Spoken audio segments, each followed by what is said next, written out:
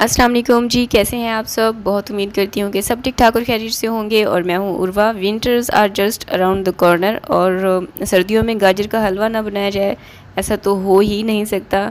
और आज मैं आपके साथ शेयर करने जा रही हूँ ये गाजर का हलवा, जिसको गजरेला भी कहते हैं। और जो है पाकिस्तान में तकरीबन हर विंटर्स में इसको अच्छी खासी तादाद में बनाया जाता है। मैं आपको 1 किलो की रेसिपी दूंगी, तो रेसिपी को आखिर तक ज़रूर देखिएगा। और अगर आपको रेसिपी अच्छी लगती है तो इसको अपने फ्रेंड्स और फैमिली के साथ भी ज़रूर शेयर कीजिएगा।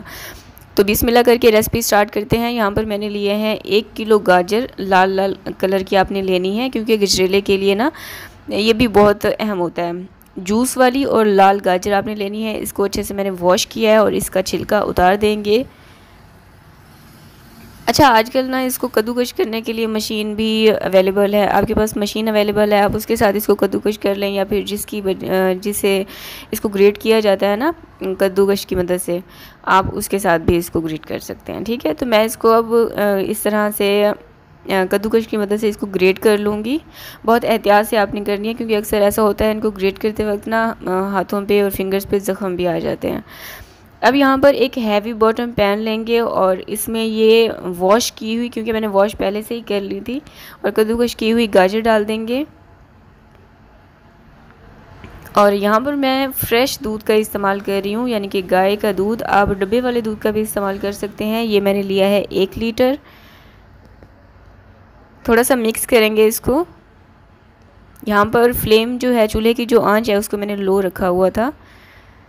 और 4 से 5 खाने के चम्मच मैं इसमें डाल रही हूँ मक्खन के। अगर आपके पास देसी घी है आप उसका भी इस्तेमाल कर सकते हैं, और अगर आप नॉर्मल घी का इस्तेमाल करना चाहें वो उसका भी इस्तेमाल कर सकते हैं। बॉयल आने तक पकाएंगे और उसके बाद ढककर कम से कम भी आपने 30 से 40 मिनट तक के लिए इसको बिल्कुल लो फ्लेम पर पकाना है, या फिर इतना पकाना है कि ये जो इसका जो पानी है और जो दूध था ना वो बिल्कुल रिड्यूस हो जाए। अभी आप देख सकते हैं ये बिल्कुल दूध खुश्क हो चुका है।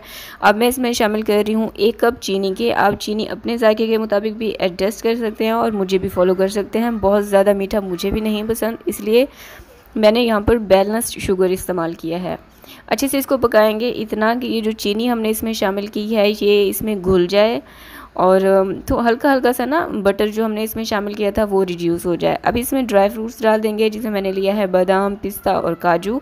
आप अपनी मर्ज़ी से जो भी ड्राई फ्रूट्स इसमें डालना चाहें डाल सकते हैं, वैसे नॉर्मल यही इस्तेमाल किए जाते हैं। अच्छे से मिक्स करेंगे और इसको इतना पकाएंगे कि इसका ऑयल जो है रिड्यूस हो जाए। अब मैं इसमें शामिल कर रही हूँ खोया की रेसिपी मैं अपने चैनल पर अपलोड कर चुकी हूँ।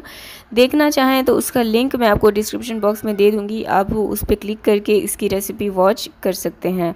अब इस खोया को इस गाजर के हलवे के साथ अच्छे से मिक्स करेंगे।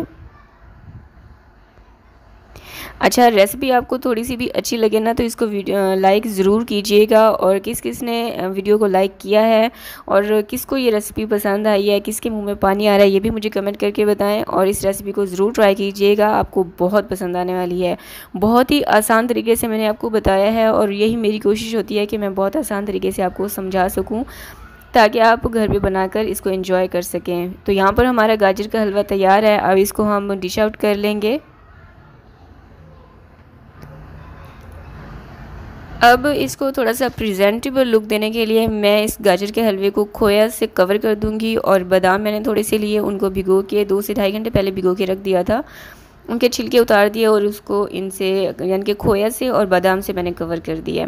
आई होप कि आपको रेसिपी अच्छी लगी होगी, और इंशाल्लाह जब आप ट्राई करेंगे तो आपको बहुत ही पसंद आएगी, और आप इस यहाँ पर फीडबैक देने के लिए ज़रूर आएंगे। तो ज़रूर ट्राई करें आप भी। विंटर्स की ये मैं पहली रेसिपी यहाँ पर अपलोड करने जा रही हूँ। आई होप कि आपको रेसिपी अच्छी लगी होगी। लाइक करें, कमेंट करें और अपने फ्रेंड्स और फैमिली के साथ ज़रूर शेयर करें। दूसरी जो रेसिपी है वो है नान खताई की। अस्सलाम वालेकुम, कैसे हैं आप सब। Welcome to my channel ice and spice. तो आज हम बना रहे हैं नान खताई की रेसिपी मैं आपके साथ शेयर करूंगी। बाज़ार से, बेकरी से आप 100 गुना बेहतर घर पे बना के तैयार कर सकते हैं, और बहुत ही बजट फ्रेंडली है। बहुत ही सस्ते में आप इसको बना के स्टोर भी कर सकती हैं 3 से 4 माह के लिए। तो सारा कुछ मैं आपको बताऊंगी स्टेप बाय स्टेप। वीडियो को आखिर तक ज़रूर देखिएगा, ताकि कोई भी चीज़ ना आप मिस ना करें और आपकी परफेक्ट रेसिपी बनकर आपके पास तैयार हो। रेसिपी की तरफ बढ़ने से पहले चैनल को सब्सक्राइब करके साथ में जो घंटी का बटन है उसे ज़रूर प्रेस कीजिएगा। लास्ट में वीडियो अच्छा लगे तो इसको लाइक और फ्रेंड्स और फैमिली के साथ ज़रूर शेयर कीजिएगा। बिस्मिल्लाहिर्रहमानिर्रहीम। यहाँ पर हमें चाहिए powder sugar half cup, melted घी हमें चाहिए, खालिस घी जो होता है ना देसी घी, ये हमें चाहिए 1/3 कप। और इसको अच्छे से मिक्स कर लें। इनको मिक्स करने के बाद अब हम इसमें शामिल करेंगे अंडे। यहाँ पर मैंने 2 अंडे लिए हैं। और अब इन तीनों चारों चीज़ों को बहुत अच्छे से मिक्स कर लें।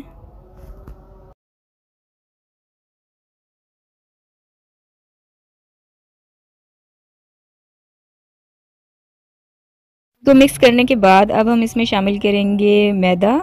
इसको मैंने छान लिया था, ये हमें चाहिए 1 कप। बेसन ये मैंने लिए हैं 3 खाने के चम्मच। हरी इलायची का पाउडर ये आपको चाहिए 1 टीस्पून यानी 1 छोटा चम्मच। बादाम का पाउडर यहाँ पर इसमें शामिल करेंगे 2 खाने के चम्मच। ये ऑप्शनल है, आप चाहें तो शामिल कर सकती हैं, अदरवाइज स्किप कर दीजिएगा। बेकिंग पाउडर या बेकिंग सोडा ये हमें चाहिए 1/2 टीस्पून। इन दोनों में से जो भी आपके पास अवेलेबल हो आप वो शामिल कर दीजिएगा। इसको बहुत अच्छे से आप मिक्स करके इसकी हमने डो तैयार करनी है।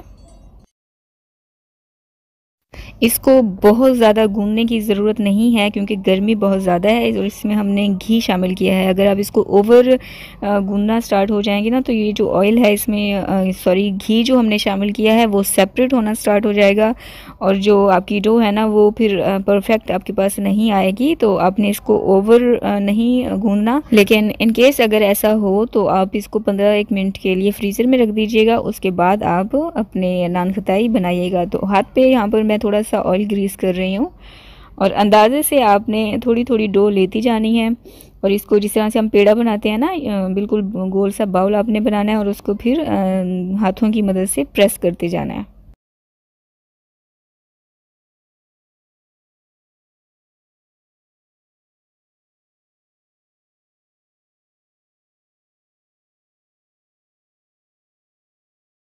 यहाँ पर सारी नान खताई मैंने बना ली है। अच्छा, इसकी जो शेप है ना वो छोटी या बड़ी आप पे डिपेंड करता है, आप जिस शेप में इसको रखना चाहें आप रख सकती हैं। अब हमें चाहिए 1 अंडे की जर्दी। इसको आपने इस तरह से ब्रश की मदद से इसके टॉप पे लगा देना है। इससे क्या होता है कि इसका जो कलर है ना वो बहुत अच्छा दिखने में आता है। हल्दी लगाने के बाद अब अगर आपके पास बादाम हो या पिस्ता हो, दोनों में से कोई भी चीज़ आप इन पे इस तरह से दरमियान में प्रेस करते हुए रख दीजिएगा।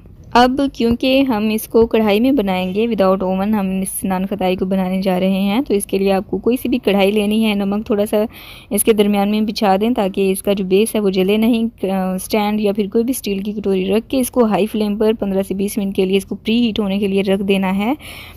15 मिनट के बाद जब ये प्री हीट हो जाए तो ये बहुत ज़्यादा गर्म होती है, इसलिए बहुत केयरफुली आपने किसी रुमाल को अपने हाथ पे लपेटना है और फिर आपने बेकिंग प्लेट इसके अंदर प्लेस कर देनी है। उसके बाद आपने इसे 30 मिनट के लिए बिल्कुल लो फ्लेम पे आपने इसको बेक होने के लिए रख देना है। और 25 से 30 मिनट के बाद बहुत ज़बरदस्त माशाल्लाह से इसका कलर और इसका टेक्स्चर जो है वो आया है। विदाउट ओवन कोई भी चीज़ बेक करने का यही होता है कि इसका जो ऊपर का हिस्सा होता है ना वो उस पर गोल्डन सी शेड नहीं आती। ठीक है, तो अगर आप इसको माइक्रोवेव में बेक करना चाहें तो 180 सेल्सियस पे आपने 20 मिनट के लिए इसको बेक करना है। तो माशाल्लाह से आप देख सकते हैं कितना ज़बरदस्त ये बनकर हमारे पास नान खताई तैयार हुई हैं। बेकरी से हलवाई से 100 गुना बेहतर आप इसको घर पे बना के ख़ुद से तैयार कर सकती हैं। बजट फ्रेंडली भी है, आप इसको बना के 5 से 6 माह के लिए स्टोर कर लें। जायके में भी बेहद लाजवाब ये बनकर तैयार होती हैं क्योंकि हमने इसको घर पर बनाया है। और अभी मैं आपको तोड़ कर दिखाती हूँ कि अंदर से कितनी दानेदार और खस्ता सी बनकर हमारे पास तैयार हुई है माशाल्लाह से। तो आप भी इस रेसिपी को ज़रूर बनाइएगा अपने बड़ों के लिए, बच्चों के लिए, इवन के टी टाइम के लिए। जिस तरह आप इसको खाना पसंद करते हो उसी टाइम आप इसको बनाएं और सर्व करें। तो चैनल पर न्यू है और चैनल को सब्सक्राइब नहीं किया है तो चैनल को सब्सक्राइब करके वीडियो को लाइक और शेयर करना मत भूलिएगा। मुझे अपनी दुआओं में याद रखिएगा। मिलते हैं नेक्स्ट वीडियो में, तब तक के लिए अल्लाह हाफ़िज़।